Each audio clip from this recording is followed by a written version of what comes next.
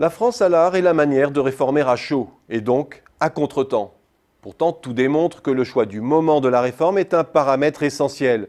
Chacun pense à l'efficacité de l'anticipation et de l'action précoce, certes, mais il n'y a pas que cela.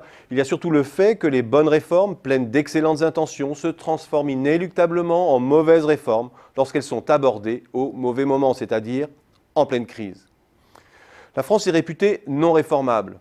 Plus exactement, réformable, mais dans le psychodrame.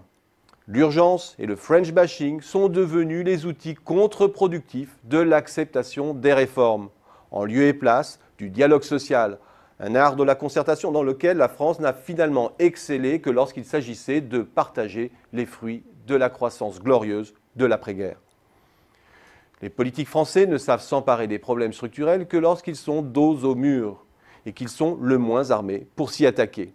Résultat, des réformes incomplètes, mal calibrées et parfois des options fumeuses. L'économiste Philippe Aghion avait pointé il y a quelques années la tendance hexagonale au pilotage budgétaire à vue, notre fâcheuse habitude à ouvrir les vannes budgétaires quand tout va bien et à les refermer quand l'activité tarit les rentrées fiscales.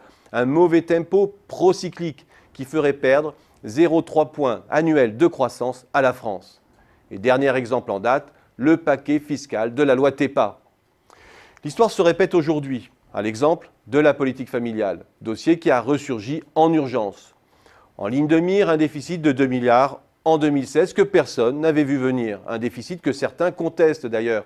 Un jeu d'écriture entre deux branches pour les uns, un diagnostic contestable pour d'autres, tant et grande incertitude sur la croissance en cœur de crise. Et face à cela, un rapport public boîte à outils qui ouvre sans trancher une multitude d'options. Et parmi toutes celles-ci, celle qui fait le plus sens, la plus lisible, qui suggère de soumettre les allocations au régime progressif de l'impôt sur le revenu est rejetée. Elle toucherait trop de personnes en ces temps difficiles. On lui préfère donc une mesure moins lisible, qui touche en première apparence les familles nombreuses versaillaises. Et les options radicales affleurent à peine, comme le signale récemment Michel Godet dans les colonnes du Monde. Celle du quotient conjugal, qui coûte cher et pénalise les familles monoparentales les plus pauvres, reste notamment sous silence. Autre exemple, celui des retraites. Là encore, le rapport Moreau propose de faire feu de tout bois, au nom de la solidarité et au risque de perdre en sens. Or, le rallongement de la durée de cotisation est la solution qui fait sens si l'on croit à un problème de financement à long terme. Au lieu de cela, on propose une myriade d'ajustements, dont une sous-indexation des retraites sur l'inflation, alors que les retraites sont désindexées des salaires depuis 1993 et ne bénéficient plus, à ce titre, des fruits de la croissance.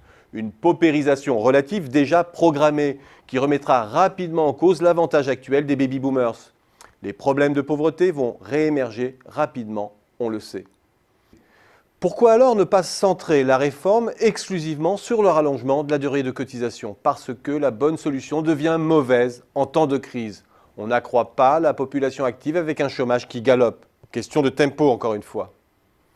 La réforme est indubitablement un plat comestible qui se mange froid. La mère de toutes les réformes, c'est donc la réforme de nos comportements.